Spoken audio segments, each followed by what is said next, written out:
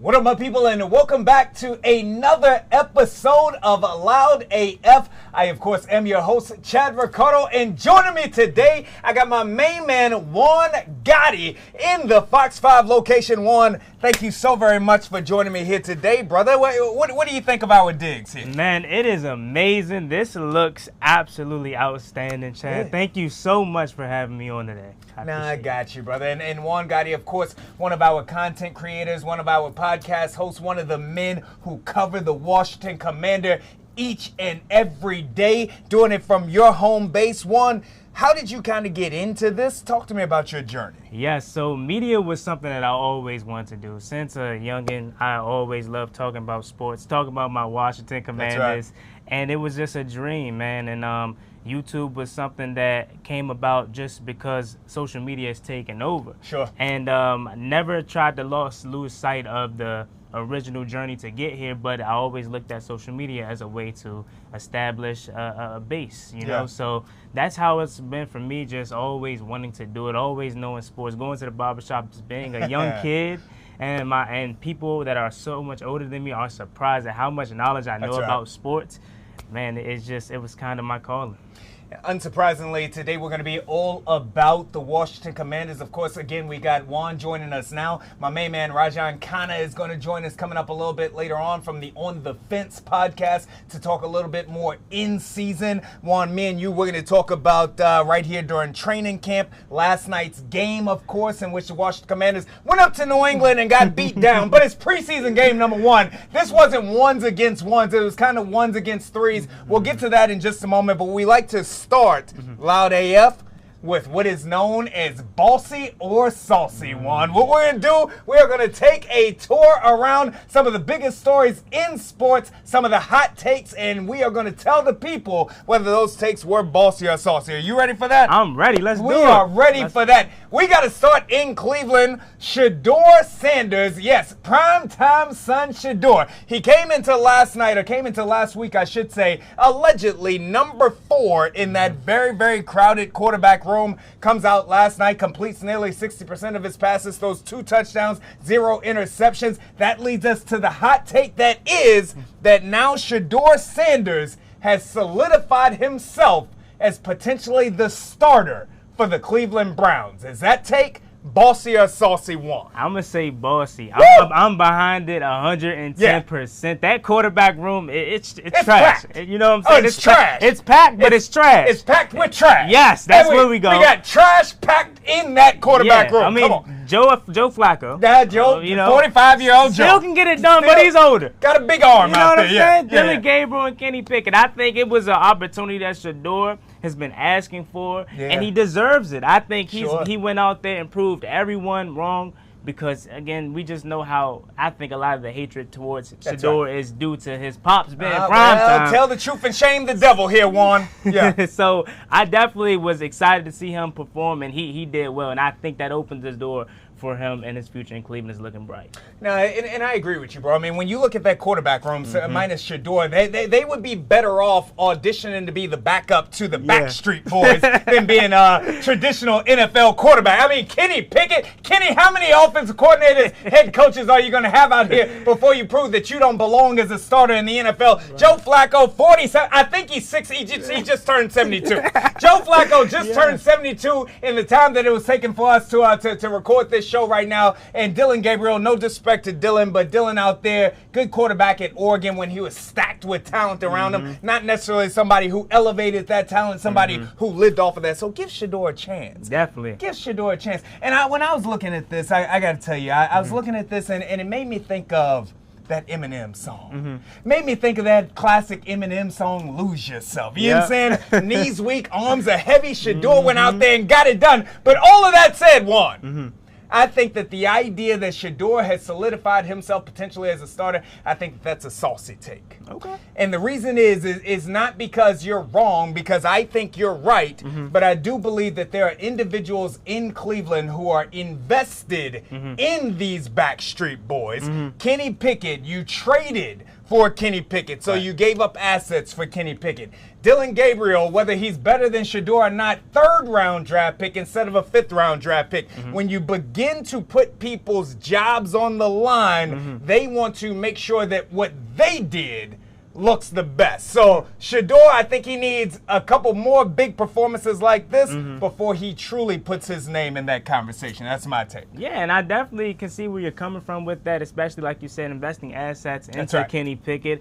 But again, yesterday I think kind of proved that, hey, we can't turn our eye towards Shedeur Sanders. Let's see what more he can do, because let me tell you this, Chad. Come on now. Had he had a horrible performance, they would have been all on his back. But since he went out there and performed well, they want to kind of put asterisks by, oh, it's preseason. But let me tell you, it was Carolina starters for the most part that he carved up. That's right. He went out there and got the job done. And Shedeur, we are all rooting for you. I think, the whole cookout is rooting for Shedeur. The whole daggone cookout is putting their wrist on the arm right now. Shedeur, you keep doing it. Tom Brady, his mentor, Tom Brady, of course, 6th-round draft pick. So Shedeur, keep on doing it, my brother. Keep doing what you're doing out there. All right. So we'll switch topics now. We got to talk about Stephen A. Smith. This is a man that I'm a big fan of. Juan, I don't know that I would be here right now sitting next to you if it wasn't for a Stephen A. Smith of ESPN. However, Stephen A. earlier this week made some comments that maybe some Commanders fans are unhappy about. Stephen A. Smith went on First Take, and he said that out of all 32 teams in the NFL, the team that he feels as though is at the biggest risk of having a drop-off are none other than your Washington Commanders. Bossy or saucy Juan? Man, I think that's a saucy take. Woo, I mean, boy. Extra sauce. Let me put on that one, because come on now. To go from the NFC Championship with a team that was not as talented as we went out and invested in Deebo Samuel and Laramie Tunsil, throwing up that offensive line, getting Josh Connolly Jr. in the first round. Come on now. Investing more into this team that's around Jaden Daniels with as much talent. How do we fall off? I am not too sure how he came to that conclusion. Okay, so you say that that's a saucy take. Look, Juan, we're going to go 2 for 2 with us disagreeing. I'm going to say, as much as I don't want for Stephen A. Smith to be right about this one, I'm going to say that this was a bossy take, and I'm going to tell you why. Let's go. I'm going to tell you why, Juan, because you are right. Not only do you add all of those pieces on the offensive side, but you also add on that defensive side. You add a Von Miller. You add a Dietrich Wise. You add a Javon Kinlaw in there to help to stop the run against the Philadelphia Eagles that you know is your arch nemesis coming out here, the team that you got to get done. However, here's the thing. With great responsibility also comes great expectations. Last season, the Washington Commanders were able to sneak up on a lot of teams because nobody thought that they were. Everybody has JD5 and these Washington Commanders teams circled on their calendar this year. So everybody is going to get up for this Washington Commanders team. But the biggest reason why I think that this is a ballsy take is because we know that in the NFL, unlike any other sport, you can have a better team, but that doesn't mean that your record will be as good. I could easily see the Washington Commanders with a better team slipping back down to about a 10-7 record. I can easily see this Washington Commanders with a better team potentially getting eliminated in the second round of the playoffs as opposed to the NFC Championship game. So do I think that there's a chance that this team is not good? I don't think there's a chance of that. But an injury here, a bounce there, I can see them taking a step back on paper, even though not actually with the structure of the team. Yeah, and I mean, that's a tough one for me because a lot of those are hypotheticals dealing with injuries and whatnot. But in terms of on paper and skill, and a lot of these teams do have it out for us in terms of this is the up-and-coming team, Jaden Daniels, sophomore slump, this or that. They have it out for us. But like Dan Quinn says, anytime, anywhere, we're fighting back any place. So I do think with the massive upgrades that we had and the strong schedule, that we do have is going to be tough each and every week. It's tough for me to, outside of things like that catastrophic happening injury, it's tough for me to see us take that kind of back seat. Now, I will say 10 wins, I mean, depending on how we get there, that's what I'm saying. Whether it's a division win, I doubt it with Philly in the division, but a division win with 10 wins, that's different because you take a step that you didn't do last year. That's right. Well, good point. Good point. I like that. All right. So we're 2 for 2 on disagreeing. Let's see how we do here. Okay. All right. Now we're gonna go now to right here, and we are going to bring up a take by my main man, Linnell Willingham. I like to call him Linnell. I like to emphasize that Nell, but Linnell Willingham on his radio show. Linnell Willingham had the take that he believes that Terry McLaurin 1-7 has played his final game in a Washington Commanders jersey. He went on to say that he could see there being disagreements from both sides in regard to Terry being put on that PUP list and some hurt feelings, yada, yada, yada. But he says, final game in a Washington Commanders jersey, Terry McLaurin, bossy or saucy? Man, I'm gonna say saucy. Come on, because you didn't say that with your chest, Juan. I mean, you done said everything else with your chest. It's because it's really just being honest about it. That's another take that I just can't get with. Come on. Considering the fact that both sides are far apart from what we hear, but you hear both sides speak about it. Terry McLaurin and he came out at the Eastern Motor Shoot, said, I want to be here. I built my family here. Right. Yeah. Adam Peters and Dan Quinn, anytime they talk about him in the press conference, they always allude to getting a deal done. So him playing his last down in Washington, he's too important to this franchise. We're not just talking about a random guy that you can just ship off and just move on. This is Terry McLaurin, the face of our franchise before we got Jaden Daniels. Come on now. Nah, he's going to get it done at some point, and I agree that he'll be here in Washington. So.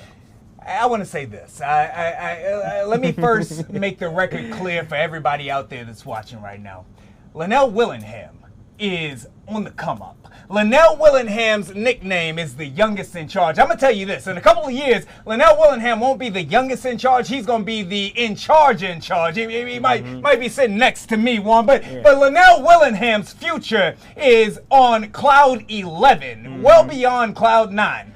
All of that said, this is one of the most saucy takes that I have ever heard come out of the mouth of one Linnell Willingham. I think Linnell Willingham was looking for clicks out there. I think Linnell Willingham was like, what can I say that's going to get the internet going right now that might take me viral the same way that my take on Laramie Tunsil did? I think that these are all the thoughts that were going through Linnell Willingham's mind, because if Linnell Willingham actually believes that Terry McLaurin has played his last snap in a Washington Commanders jersey, I gotta tell you, Nell, I love you, but you are out of your damn mind. There is no way that a deal does not get done with Terry McLaurin. Exactly. It is for every reason that you said right now, Juan. Terry McLaurin, now he compared this to what's going down in Dallas with Micah Parsons, with Diggs out there in Dallas. This is not that situation, bro. Yep. This is not a contentious situation. These are two sides that are looking to get right in terms of money. You think I'm worth this, I think I'm worth that. But both of these sides want to be here. Yeah. Terry McLaurin, you talk about that Easterns commercial.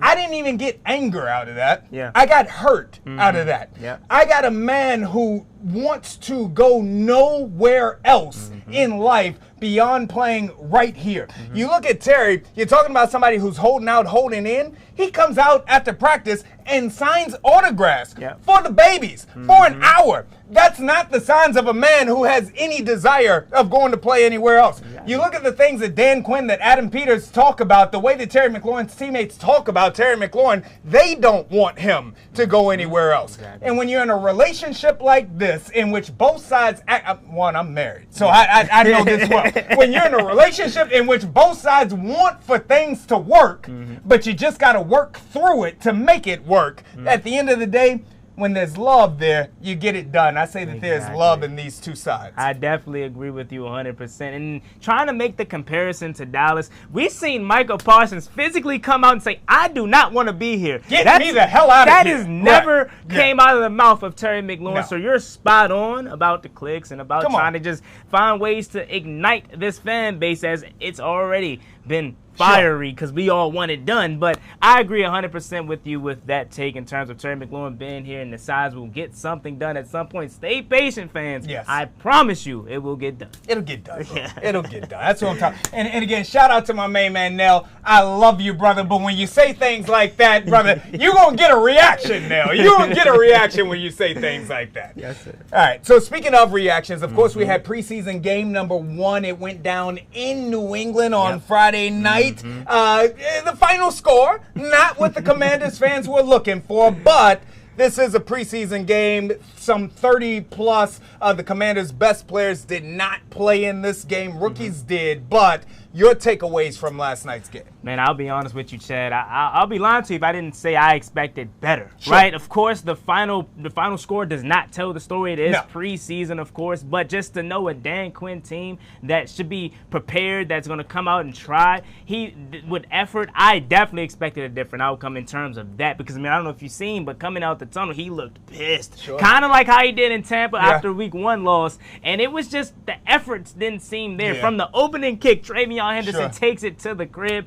and from that point on, it definitely, again, was downhill. So it was a little tough of a watch in terms of just knowing how this team was last year and how they actually are.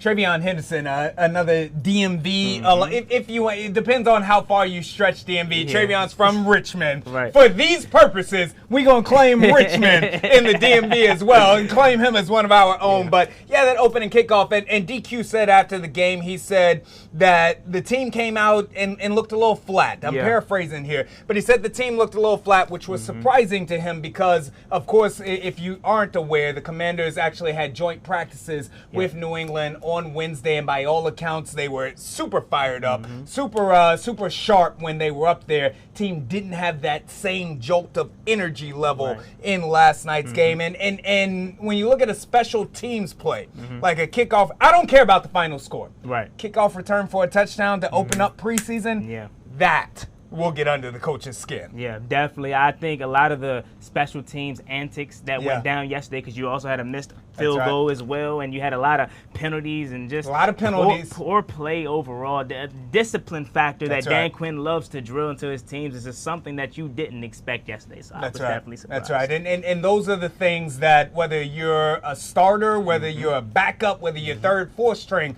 penalties and assignments are things that you got to get right. You can get beat, but if you're Dan Quinn and you're the Washington Commanders, you don't want to beat yourself out there on the field. Yeah, definitely, especially when you have guys fighting for a roster spot, because I think something that got exposed yesterday is beneath the Jaden Danes, beneath the 30 missed starters. That's right. The back end of this roster is not that good. It was very unfortunate, you know what I mean? Because I think if Terry McLaurin was watching and his agent, his numbers shot up again because Chris Moore and KJ Osborne dropped passes. It was a tough watch, Chad.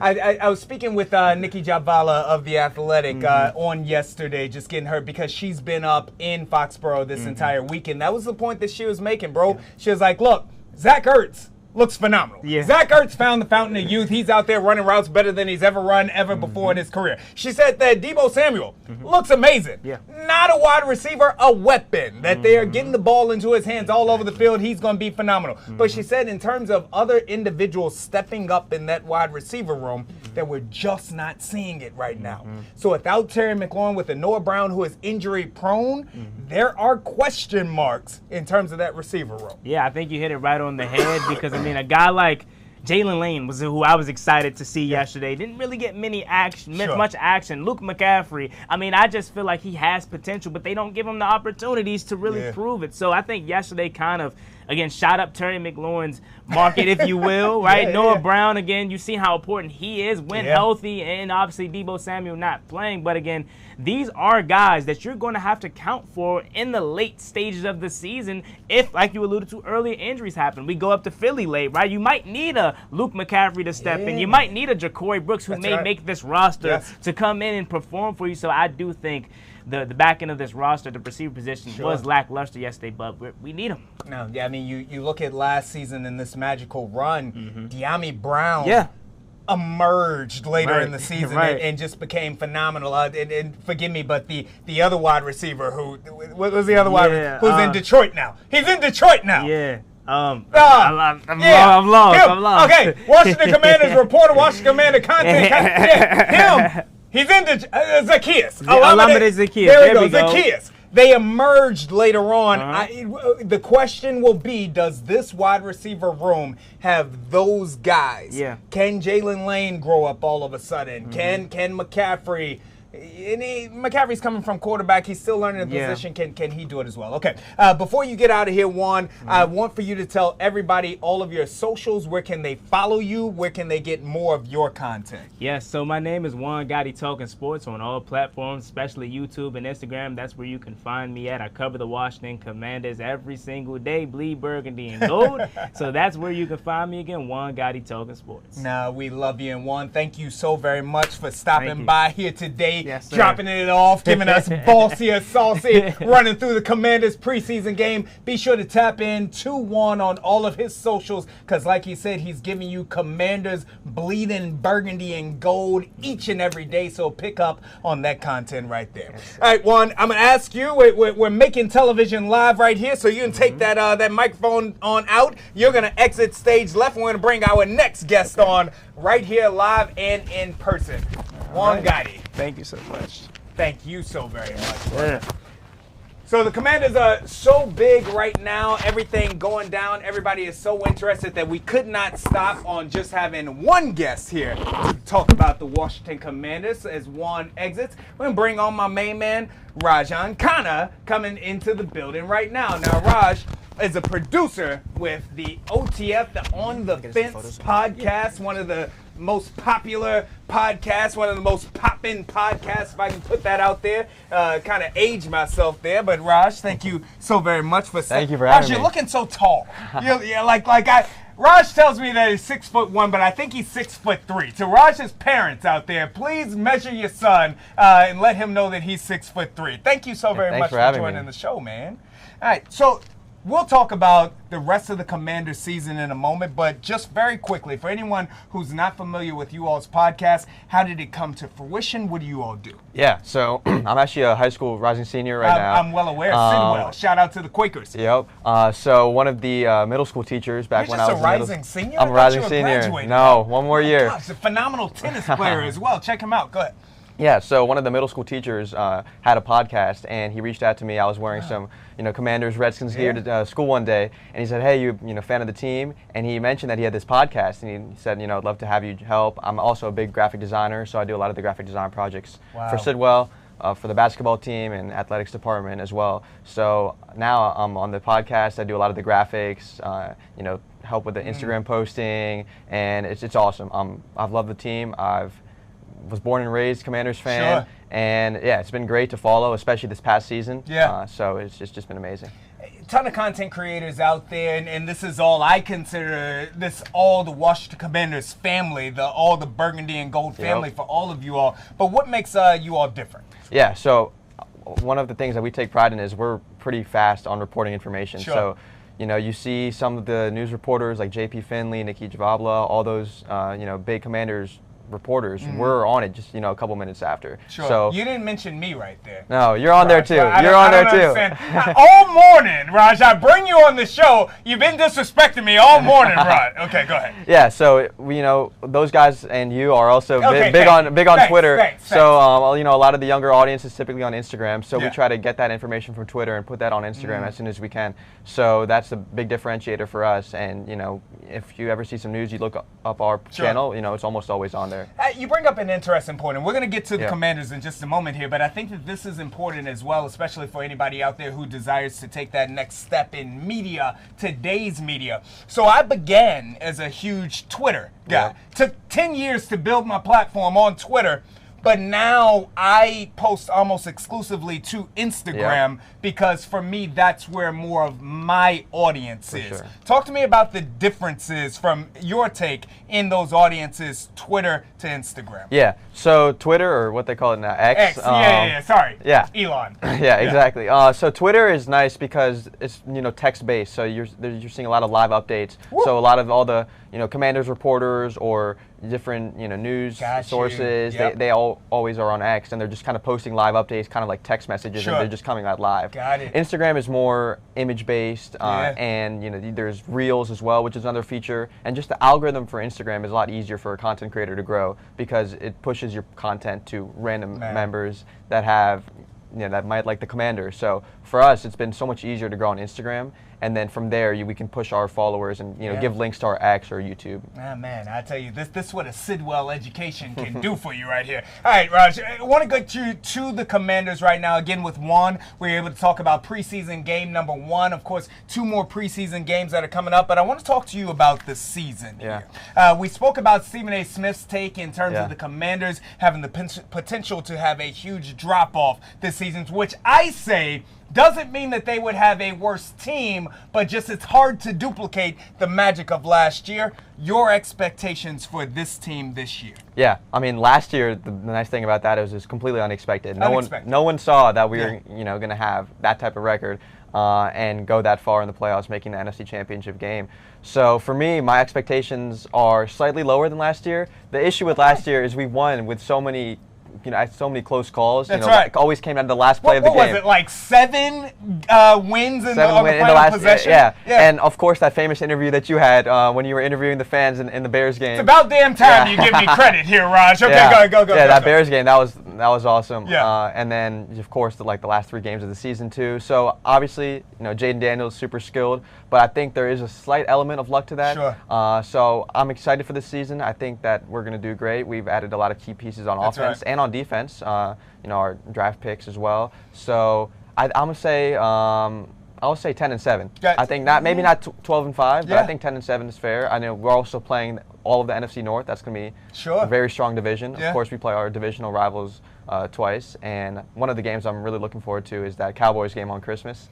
Cowboys on Christmas. That's going to be great. I agree. Look, and you talk about the NFC East. I actually think that the NFC East this season may rival for one of the toughest in the entire NFL. Sure. I mean, you know the Eagles are defending Super Bowl champions. People are down on the Cowboys. I think that's a misstep. I think that offense is going to be dynamic. I easily see the Cowboys winning 9 games, threatening to win 10 out there, and I believe the Giants are going to be a better team this year. I think that week 1, Washington Commanders fans, buckle your seatbelts, because when you talk about a pass rush, the New York Giants are going to rush the passer against a Washington Commanders offensive line that will still be coming together at that point in time. No, for sure. I mean, I think the Giants, they're always a little tricky, and just with divisional games in general, it's always open. You never know what can happen. And I remember last year, that first Giants game I was at, we just won. We only hit field goals. That's it. So that was first when Jaden was still kind of getting warmed up, feeling getting his groove. But I think it's always gonna be a tough one. But the division's definitely something to watch out for. The big question all off season long, you talk about the additions, whether it's Von Miller, Dietrich Wise, the additions across the defensive line to help to be able to stop the run, the additions of Deebo Samuel. We're going to presume that Terry McLaurin will be back in Jersey this year. Have the Commanders closed the gap on the Eagles? I think so. I think so. I mean, obviously, one of the biggest things that would have closed the gap a lot is that tush push ban. Failed by just 2 votes. But I think we've definitely closed that. Adding Deebo on offense. We also have Bill on Bill. Yep. Shout out Ja'Cory Krosky Merrick. Exactly. And then just on we have Tunsil and Tunsil's great, and Kinlaw. So these are big pieces that can make a big difference. And right now, last year, I would say our offense was here, our defense was here, and I think our offense is going to be here, and our defense will be here now. That's right. I'm looking forward to it. I agree with that. What do you need to see in the final 2 preseason games to give you even more confidence in the team headed into week 1 against the Giants? Yeah, so last night I was watching. I wasn't too happy about that. I think the biggest thing to notice is that we were playing really sloppy football. I know we were missing 30 players. I think what Juan was talking about, the penalties, bro. We can't have them. Exactly. 23 of those players I think were able to play. They were healthy, but we just wanted to rest them. But I think the biggest thing is just cleaning up the football. Dan Quinn, he's a guy that just likes everything in order. Yeah, man. And that probably pissed him off that things were super sloppy. We got to get that in order, limit the penalties, play clean football, and I think just show more energy. I want some of that energy, like that Luvu energy in Luvu energy in the NFC Championship game, diving over the line of scrimmage. No, I love it. We need that. I love it. All right, we got about a minute left in show here. Cannot bring you or anyone else on. Of course, this Terry McLaurin conversation has been the conversation of the entire offseason, bleeding into the regular season now. Juan and I gave our takes earlier. Linnell Willingham says that he's played his last game in Washington. Your thoughts? No, there's no way that Linnell is correct. I mean, Terry has been saucy take now. Of course, no way. Terry's been the face of our franchise long before Jaden was here. You know, he's played with I think maybe 6 or 7 quarterbacks throughout, and I think he's too valuable to let him go. I know he's asking for around 30, but I think we're going to try to meet him in the middle there. That's right. There's no way we're going to let him walk. You know, No. Like Juan was saying, you know, Micah Parsons is saying that he doesn't want to be here. Terry has very clearly stated that he wants to be here. Wants to be right here. Yep. No, I agree with you. All I agree right. with you fully. All right, brother, give us all of you all socials, yours personally as well as OTF. Yeah, so mine is Rajan, R-A-J-A-N, Kana, K-H-A-N-N-A, with an underscore on Instagram, and then on Instagram it's the OTF pod for our Instagram, and then you can look up On the Fence podcast on YouTube for us. Absolutely love it, Raj. Thank you so All very right. much. Thank you so much. Shout out Really to our appreciate it. Sidwell family. Shout out to Juan Gotti for coming through as well, and shout out to you for watching us right here on LoudAF. We'll be back with Commanders Training Camp tomorrow. Check us out there.